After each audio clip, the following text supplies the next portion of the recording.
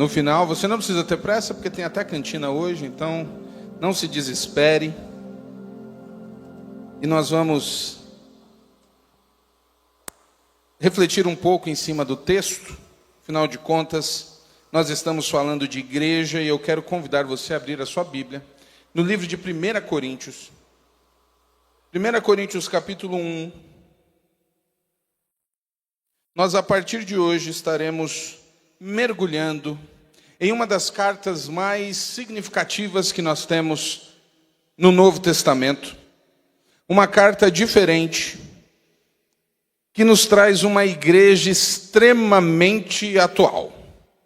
A igreja de Corinto é provavelmente a igreja que mais parece fazer parte do século 21. E no decorrer desses meses, desses domingos, nós vamos entender por quê. 1 Coríntios 1, de 1 a 9.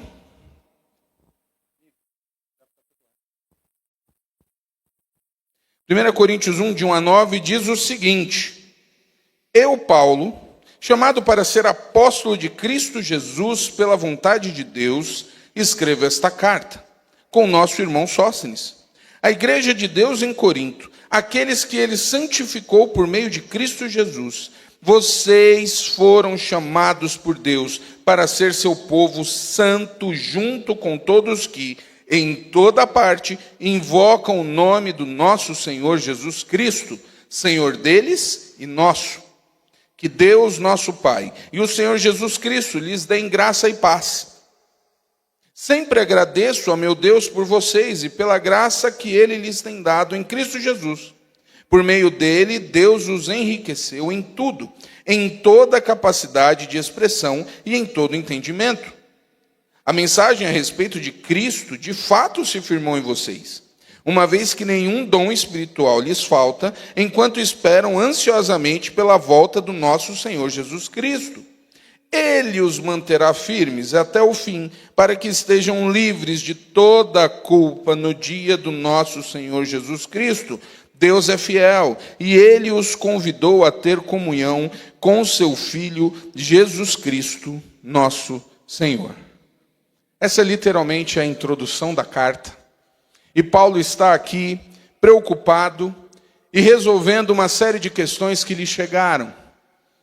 Como eu falei, a igreja de Corinto é uma igreja interessantíssima, porque na introdução nós vemos Paulo falando a respeito de uma igreja que possui todos os dons, de uma igreja que tem manifesto o máximo do que estava acontecendo naquela época. Uma igreja que tinha a alegria de ver as manifestações do que Deus estava fazendo ali. Ao mesmo tempo que naquela igreja, Paulo vai nos mostrar que eles tinham alguns probleminhas. Uma igreja pulsante, uma igreja grande, com todos os dons, em que Paulo faz questão de dizer: eu agradeço todas as vezes que lembro de vocês, eu agradeço pelo que Deus tem feito no meio de vocês. E às vezes nós temos a ideia de que a igreja acaba sendo um ambiente perfeito. Às vezes nós estamos e chegamos a um lugar, imaginando este lugar ser praticamente uma grande bolha fora da sociedade.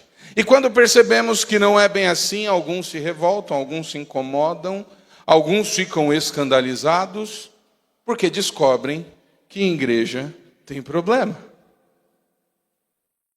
E a igreja de Corinto tinha alguns probleminhas. Nesta carta, Paulo vai tratar os seguintes problemas: divisões e facções entre os crentes, problemas sexuais, pessoas que queriam se processar, crentes que não pagavam o que deviam, casais com sérios problemas em casa, celibato e sexo fora do casamento, liberdade em Cristo, ordem no culto, ceia do Senhor, uso dos dons e falta de esperança na ressurreição.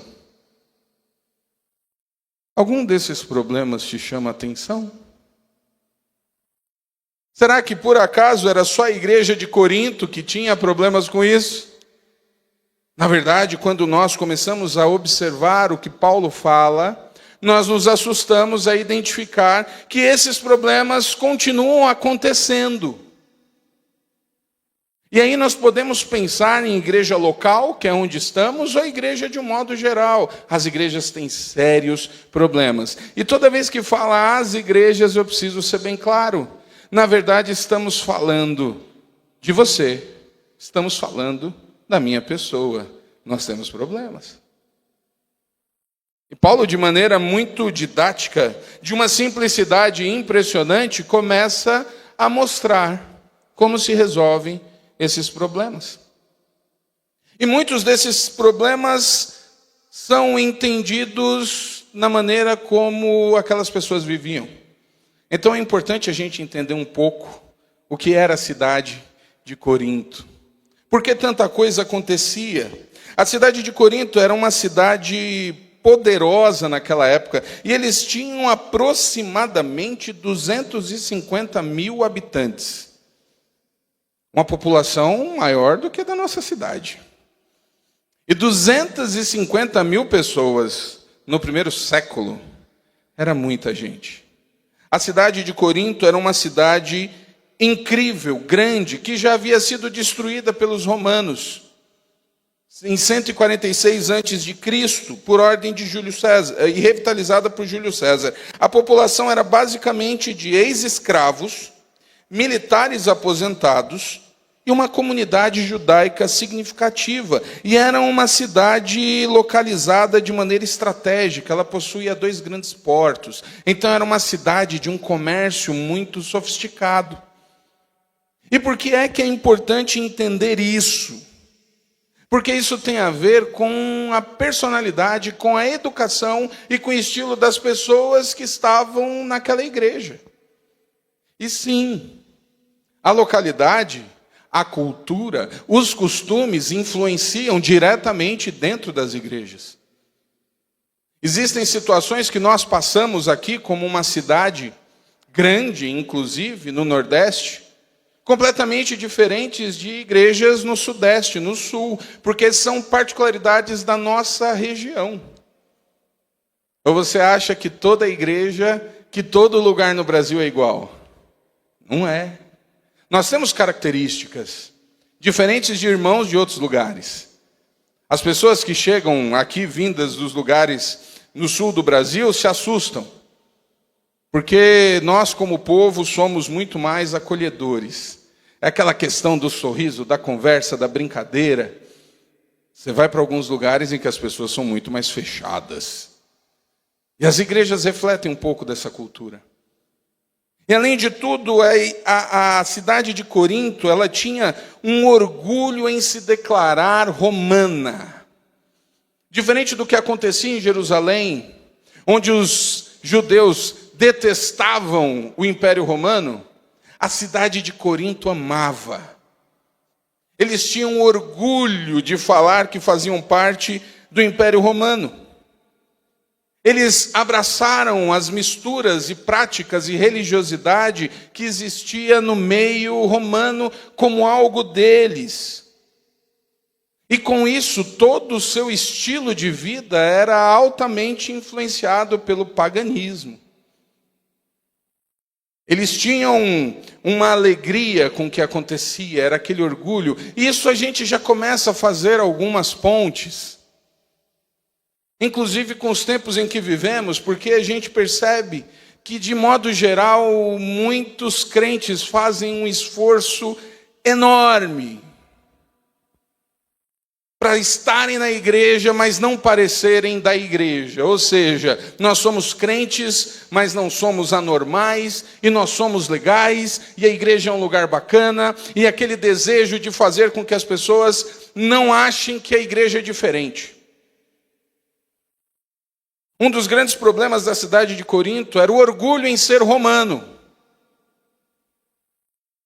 E talvez, numa maneira contrária, a gente tenha um problema muito grande com um crente não querendo demonstrar que é crente. Porque quer mostrar que é igualzinho ao outro, que está fora. Então as práticas e o nosso esforço em fazer e mostrar que tudo é igual ou melhor, Na igreja de Corinto foi um grande problema. A cultura romana era tão dominante que os coríntios, eles ansiavam por tudo o que era romano. Então nós temos uma igreja em uma cidade em que as pessoas amam o estilo de vida. E aí a gente começa a entender por que vai dar problema. Paulo passa naquela cidade por volta de 49 a 50, durante a sua segunda viagem missionária. Paulo está literalmente espalhando a palavra. Paulo está cumprindo o que Jesus o comissionou. E ele sai viajando, já é a segunda. E como eu gosto de destacar, isso precisa ser sempre lembrado. Toda cidade que Paulo pisou, nasceu uma igreja. É assustador. Quando nós pensamos na nossa própria vida. E Paulo passou mais de um ano. Paulo passou 18 meses nessa cidade. Então você pensa aí que o negócio é diferente. Porque se onde Paulo passou, não importa quanto tempo ele ficou, nasceu uma igreja, imagina o que aconteceu num lugar que Paulo ficou 1 ano e meio. Que privilégio da igreja de Corinto. Poder aprender de Paulo. E o resultado é incrível, a igreja floresce. Só que passado algum tempo, as notícias começam a chegar para Paulo. Paulo, está dando problema lá. Você tem que fazer alguma coisa. E Paulo não podia retornar. É por isso que Paulo escreve aqueles irmãos. E a carta de Corinto tem algumas características muito pessoais. Paulo vai usar 6 capítulos para tratar da condição pecaminosa da igreja. Paulo vai tratar o pecado literalmente ali. Aquilo que às vezes a gente tem um pouco de medo de falar, de tratar. Paulo vai usar 6 capítulos para lembrar e tratar esses problemas. E depois Paulo vai falar de perguntas específicas. Paulo está dando uma grande aula àquela igreja. Paulo está ensinando. E o primeiro grande problema que aquela igreja tinha eram as divisões. Era uma igreja extremamente dividida.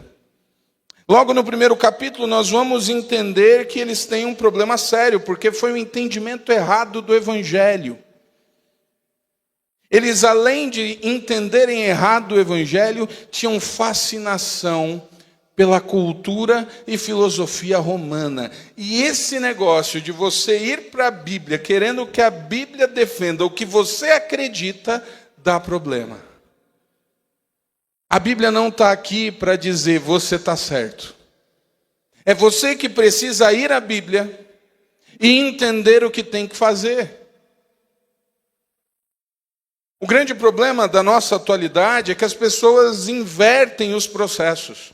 Ou seja, na ânsia de aliviar a sua própria consciência, procuram mensagens que igualem ou que avalizem, que assinalem ali o que eles acreditam.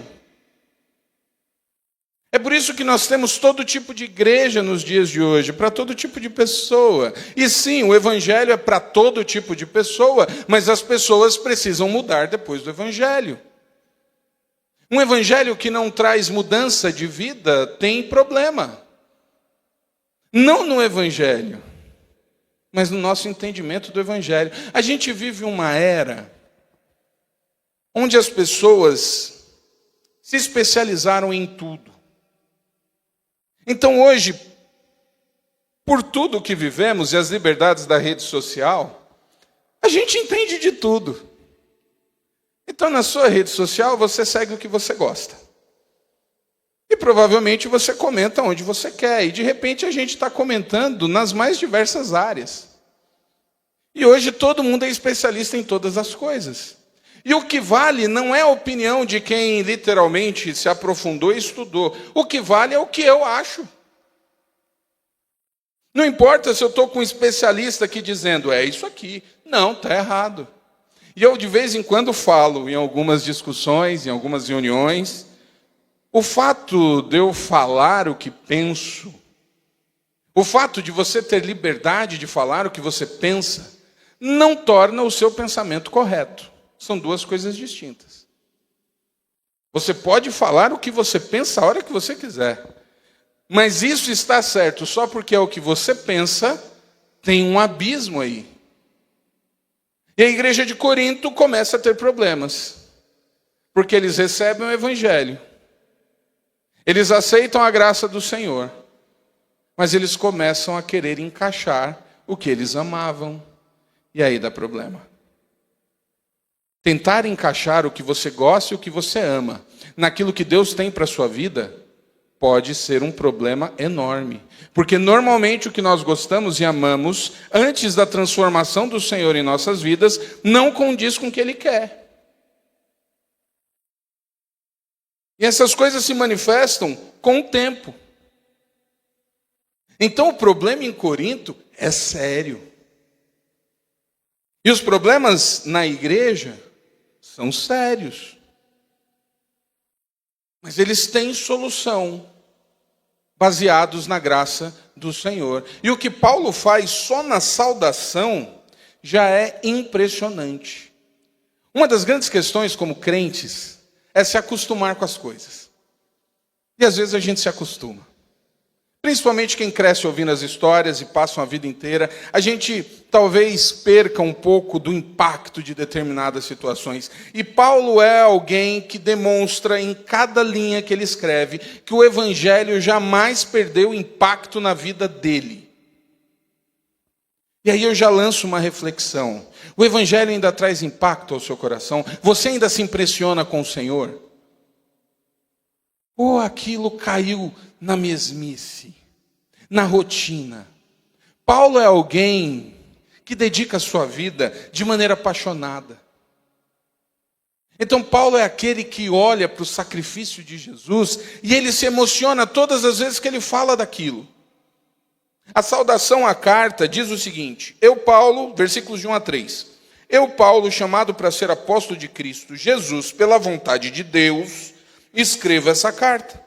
Com nosso irmão Sóstenes, a igreja de Deus em Corinto, aqueles que ele santificou por meio de Cristo Jesus. Vocês foram chamados por Deus para ser seu povo santo, junto com todos que em toda parte invocam o nome do nosso Senhor Jesus Cristo, Senhor deles e nosso.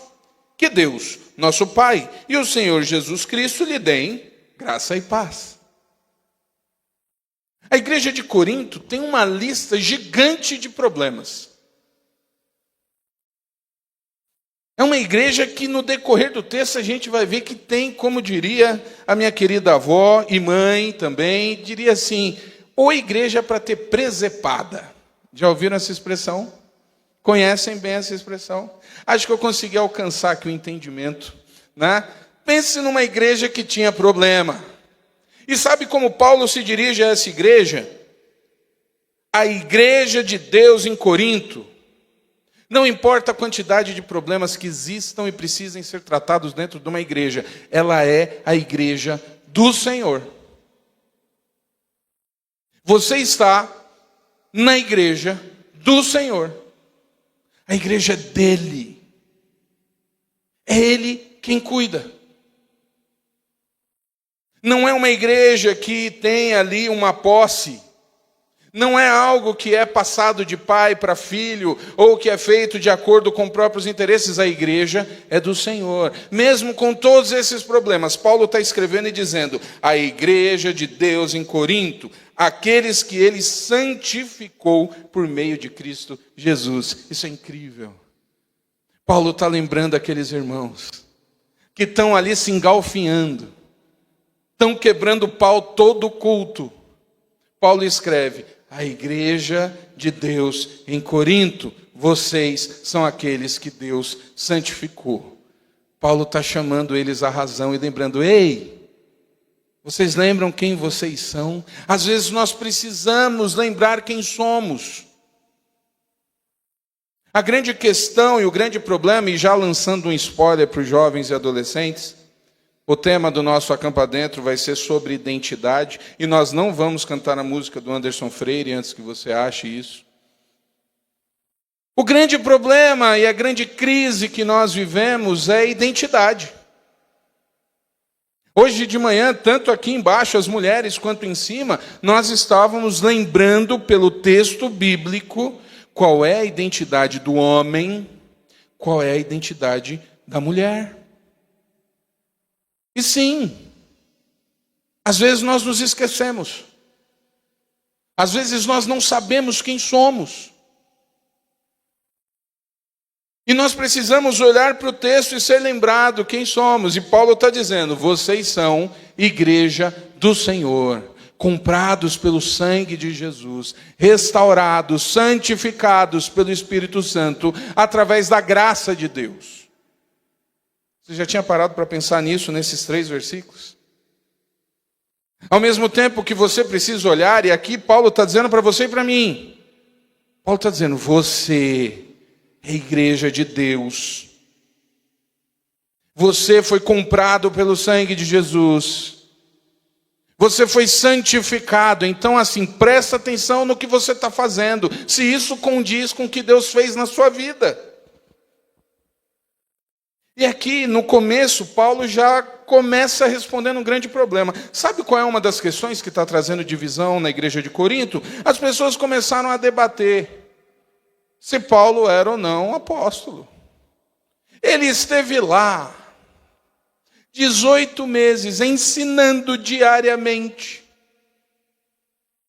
E depois que ele vai embora, as pessoas começam a dizer, aquele Paulo, nada. Porque as pessoas querem substituir, as pessoas querem colocar aqueles que os agradam, que ensinam o evangelho de acordo com o que Roma, com o que a religião romana, com o que a cultura fala. Uma das coisas que Paulo vai dizer para Timóteo é o seguinte: fique ciente de que no fim as pessoas vão procurar líderes, mestres que lhes agradem. Elas terão como comichões no ouvido para não ouvir a sã doutrina. As pessoas têm uma carência de ouvir o que querem e não o que precisam. E Paulo abre dizendo, eu, Paulo, chamado para ser apóstolo de Cristo Jesus pela vontade de Deus. Paulo está defendendo o seu apostolado, preste bem atenção. O que Paulo mostra aqui, quando ele diz, eu sou chamado por Deus, vocês são igreja de Deus, é o Senhor quem faz. Paulo está aqui lembrando, não foi homem, não é vontade minha, é Deus. A autoridade não é humana, a autoridade é divina. E esse é um grande problema que nós temos hoje, porque algumas pessoas distorcem isso. E toda vez que você vê um líder humano querendo usar da autoridade divina para benefício próprio, fuja. Fuja. Porque o que Paulo deixa bem claro é que ele está ali por vontade de Deus, pelo chamado do Senhor, para pregar o evangelho do Senhor e não para ter benefícios próprios. Quando a gente começa a perceber essas coisas, não é tão difícil discernir o que está errado ou não. A igreja, quando começou a tirar os olhos do ensino para aquilo que eles queriam, se perde, se divide, se quebra. E o Senhor, então, através do Espírito Santo, ensina, lembrando quem eles são e quem é Paulo.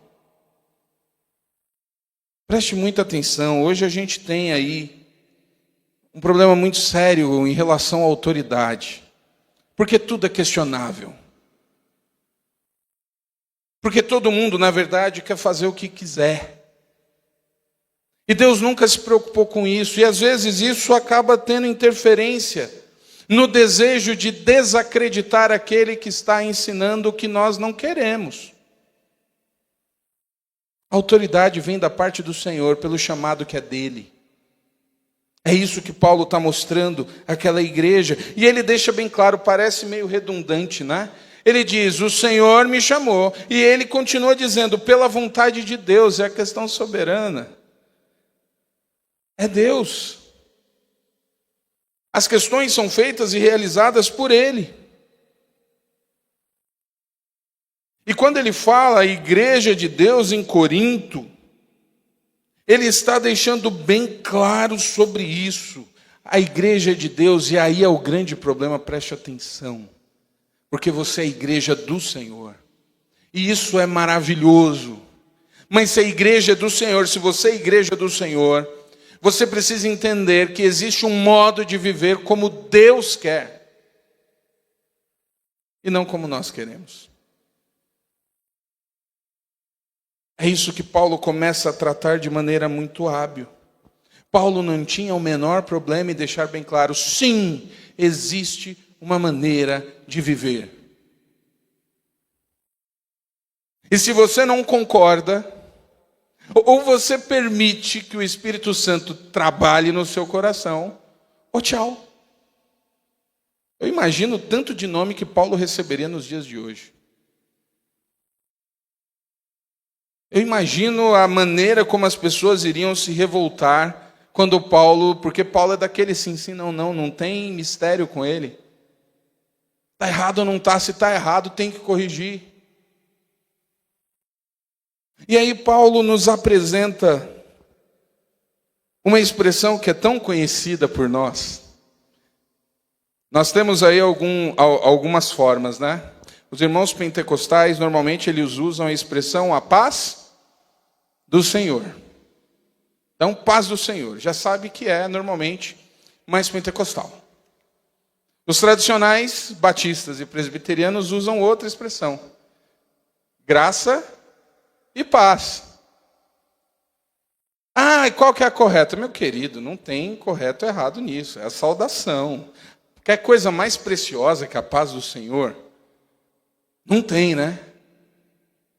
E quando você fala graça e paz, você está querendo a mesma coisa. Então as duas saudações pensam no mesmo objetivo. Mas existem as maneiras. E Paulo quem coloca a expressão graça e paz em circulação. E como ele faz isso é incrível. Porque a saudação romana, ela vinha ali da questão, já antecedia a questão do grego. O termo que os gregos usavam, que os romanos usavam para saudação, era kairem, que vinha do verbo alegrar-se. E eles simplificavam isso, então a palavra, para nós no português não faz o menor sentido. A palavra é saudação. Saudações, né? Que as pessoas colocam. No original, quando você vai lá para o primeiro século, isso era uma forma de desejar alegria. Quando Paulo pega isso, ele transforma no contexto de igreja com uma maneira muito hábil. Ao invés de falar kairem, ele começa a usar o outro termo, que é caris. Caris é graça. E Paulo pega a palavra que vem ligada ao grego sobre graça e junta com algo que é muito particular aos judeus, shalom, paz. Shalom para o judeu, na verdade, não grego. Shalom para o judeu era uma saudação profunda. Nós traduzimos simplesmente como paz e perde um pouco do efeito. Para o judeu não é simplesmente paz. É a paz do Senhor, do Deus Altíssimo. É um estado de bênção de Deus na sua vida. Então é algo sério.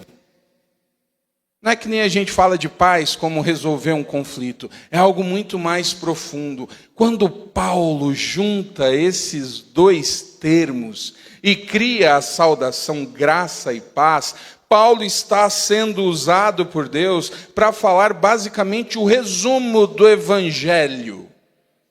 Nessa expressão tão simples. A graça do Deus Todo-Poderoso que olhou para a humanidade caída, pecadora, afastada, e envia o seu Filho Jesus para morrer por mim, por você e por todo mundo que não presta. Essa graça que nos torna filhos de Deus, que nos restaura, nos purifica, nos dá uma nova vida, resulta nas nossas vidas a paz que excede todo entendimento, a paz do Senhor. Graça e paz.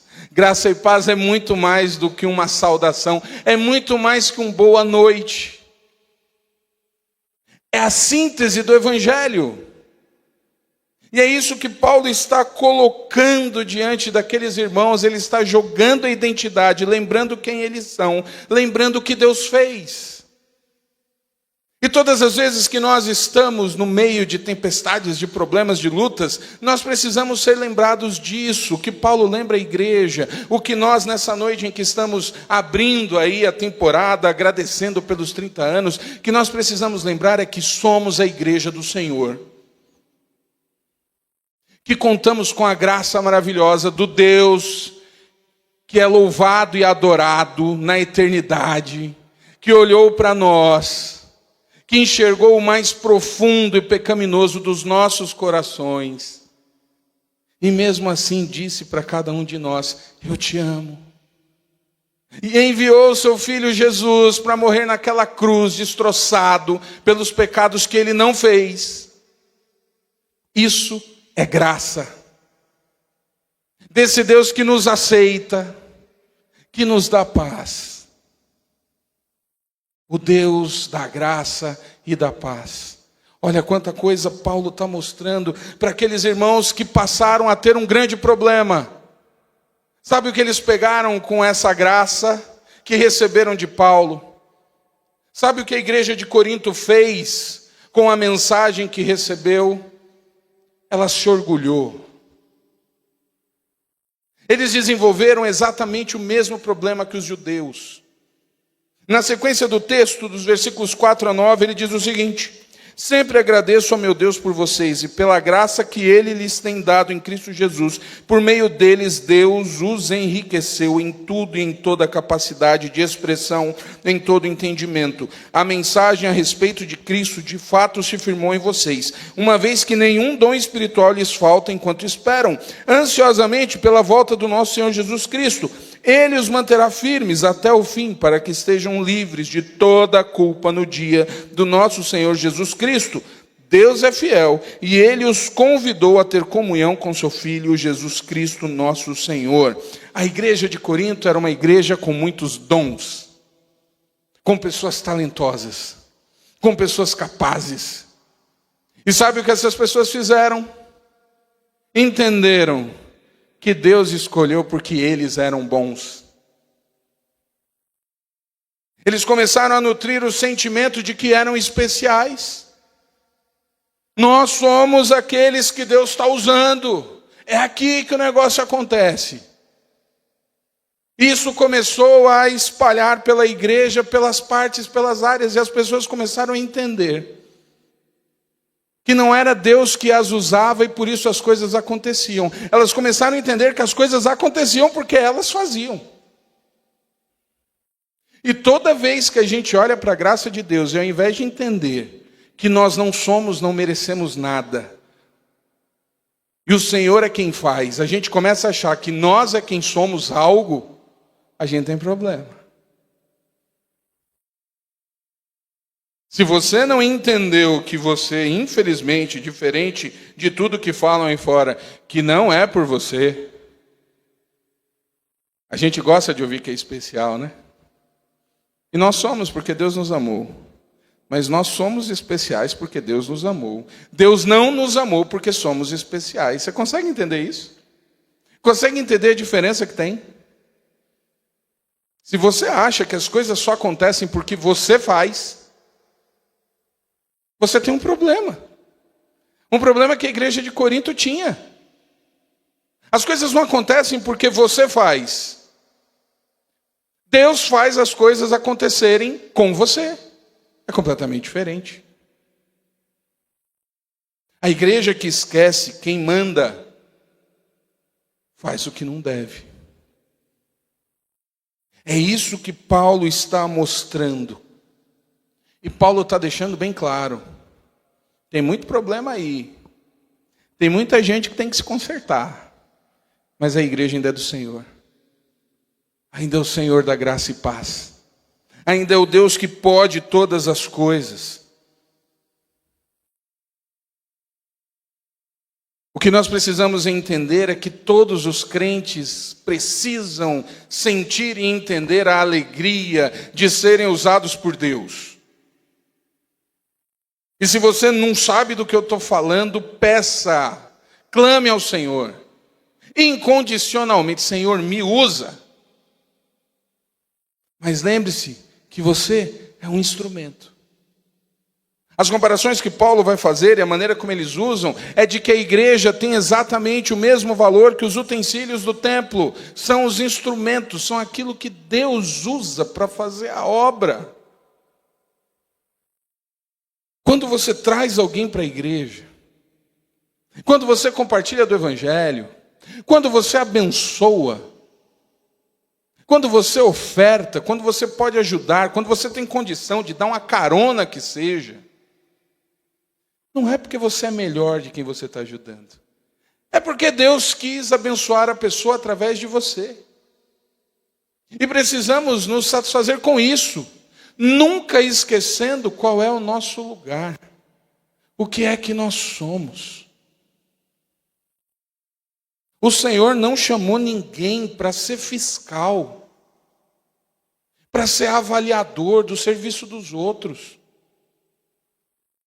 O Senhor nos chama para trabalharmos, para darmos as mãos e fazermos a vontade dEle. Deus não chamou ninguém para vir só domingo à noite aqui e ficar analisando se o ar está na temperatura correta, se os decibéis estão da melhor maneira, se o repertório foi legal, se a equalização do microfone está boa, se a parede está limpa, se tem teia de aranha, se o banco está rasgado, se o pastor não está usando a roupa como eu quero, se ele mudou o penteado e eu acho feio, eu acho bonito. Deus não te chamou para nada disso. Deus te chamou para que você entenda a necessidade de se arrepender dos seus pecados, para que a sua vida seja transformada, para que você se una à igreja dele em todos os lugares e pregue até que ele venha. Deus não te chamou para acumular tesouro, para ser a pessoa mais bem-sucedida, para ser famoso, para ser bom. Deus te chamou para ser servo dele, para ser usado por ele, para fazer a história que ele está escrevendo. E é isso que a igreja de Corinto esqueceu. No decorrer das próximas semanas, dos próximos domingos, nós vamos ver quanto prejuízo é causado quando nos esquecemos quem somos, quando esquecemos quem Deus é. Quanto prejuízo um coração arrogante pode causar, simplesmente por querer que as coisas sejam feitas do seu próprio jeito. Deus não te chamou para fazer as coisas do seu jeito. Deus te chamou para fazer as coisas do jeito dele, como ele quer. Pastor, e quem é que vai dizer qual é o jeito certo? É o meu ou o seu? É a palavra, é a Bíblia. Portanto, meu querido e minha querida, se você é visitante, primeira vez que você está vindo hoje, eu quero que você saiba que o Deus da graça e paz que Paulo prega é o Deus que nós servimos. E a graça dele está à sua disposição, e a paz também. E você é convidado a participar dessa graça. A você que já é crente há tanto tempo que nem se lembra mais quanto tempo, é fundamental que você reflita sobre o que você tem feito atualmente. Se você tem buscado fazer a vontade desse Deus que é o dono da igreja, ou se você quer que a igreja faça o que você entende que tem que ser feito pela sua vontade. Porque no final, a igreja é do Senhor. Precisamos, e esse é o objetivo, de aprender sobre a necessidade de corrigir a nossa visão. A igreja de Corinto entendeu de maneira equivocada que Deus estava lá porque eles eram especiais. E o olhar de Paulo é: vocês são especiais pela graça de Deus, manifesta na obra redentora de Jesus, que nos santifica pelo Espírito Santo. O foco nunca foram as pessoas de Corinto. O foco sempre foi Jesus. E nós precisamos rever. Nós precisamos refletir. Nós precisamos alinhar. Portanto, o convite a esta noite é que você reflita. Se o seu coração talvez não esteja com a doença, com o vírus que contaminou aquela comunidade, que gerou a coragem deles entenderem que o Evangelho deveria se moldar a vida deles.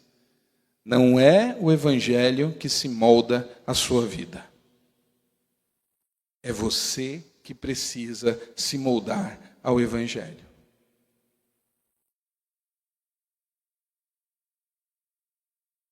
O seu coração tem feito o quê?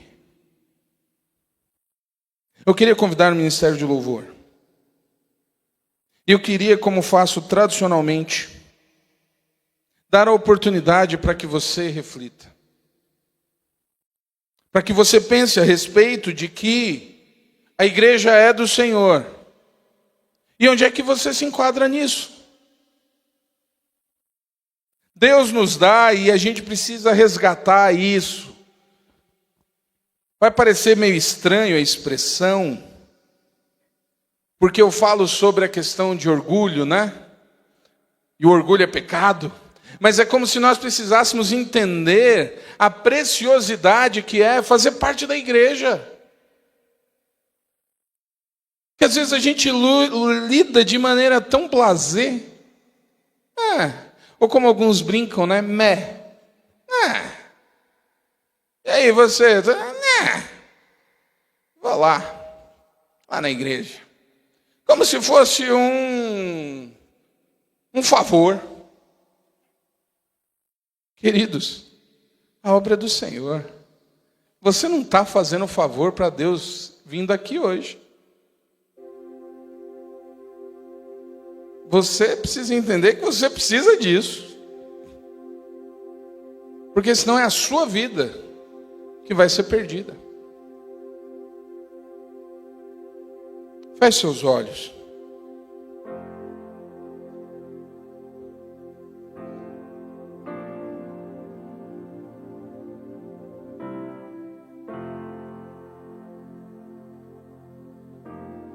A mensagem a respeito de Cristo de fato se firmou em vocês, uma vez que nenhum dom espiritual lhes falta enquanto esperam ansiosamente pela volta de nosso Senhor Jesus Cristo. Ele os manterá firmes até o fim, para que estejam livres de toda a culpa no dia do nosso Senhor Jesus Cristo. Deus é fiel, e Ele os convidou a ter comunhão com seu Filho Jesus Cristo, nosso Senhor. A graça do Senhor está à nossa disposição. O mundo caminha a passos largos para a volta de Jesus. E como é que está a tua relação com Ele? Conversa com Ele agora.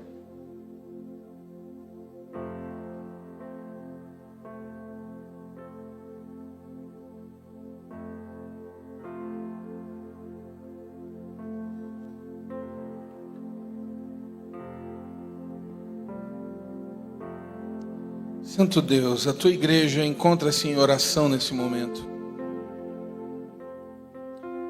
Pai, tu conheces cada um aqui. Tu sabes o que motiva cada um, tu sabes o que cada um está buscando. Mas a realidade é que o que importa não é a nossa busca.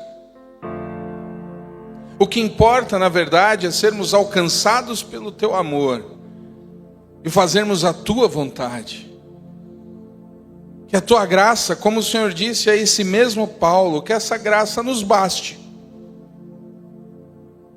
Que a paz que excede todo entendimento e é dita de maneira tão bela pelo apóstolo Paulo, se encontra em cada coração. Então que o teu Santo Espírito esteja revelando, trabalhando, avisando cada um de nós.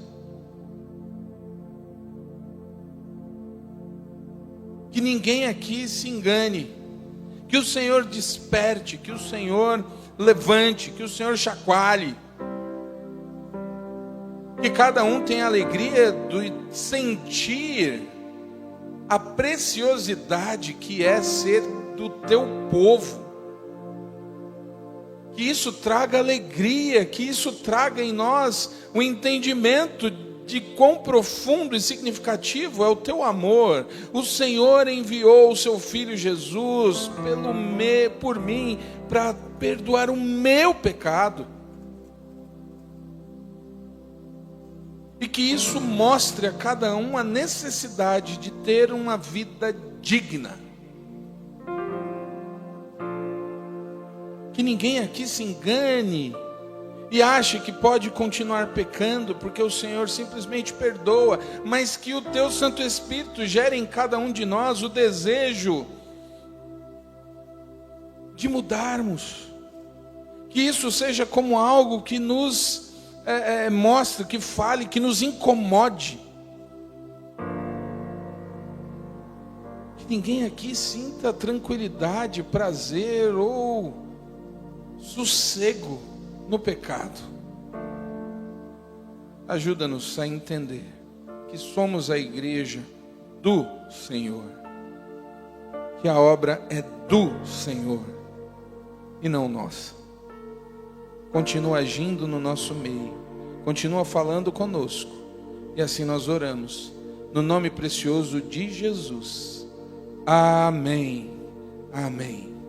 Glória a Deus.